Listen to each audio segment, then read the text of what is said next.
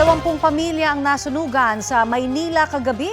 Kabilang po sa kanila ang isang dating bumbero. Balitang hatid ni Bea Pinlac. Tubig! Tubig! Tubig! Napaiyak na sa takot at taranta ang mga residente sa Barangay 800 sa San Andres, Maynila habang nilalamon ng malaking apoy ang ilang bahay pasado alas 9 kagabi. Hindi raw inakala ng dating bombero na si Ernesto na makakabilang ang bahay niya sa 11 natupok ng sunog. Buhat nung pagkabata ko, dito ako lumaki. Dito lahat. Dito ako nagkaisip, dito lahat.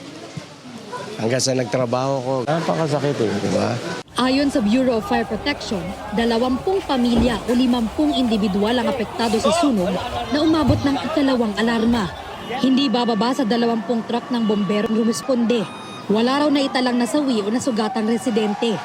Hindi bababa sa 150,000 pesos ang tinatayang halaga ng pinsala. Masakit po yung daanan natin, so strategically nilibot natin yung area para makontain po yung pag-spread ng sunog. Mostly light materials po, kaya madali pong nag-spread yung sunog. Kahit hindi inabot ng sunog ang kanilang bahay, nagkumahog pa rin ang maraming residente na isalba ang kanilang mga gamit at alagang hayop. Kahit hindi na po namin maisalba lahat, basta wag lang ito lang maisalba namin. Himala po. Nagluksa naman sa tabi ng daan ang mag-inang yan nang hindi nila ligtas na nailabas ng nasusunog na bahay ang isa sa mga aso nila. Sobrang taranta po namin, hindi po namin nalabas yung mga aso. Sobrang mahal po namin mga aso namin.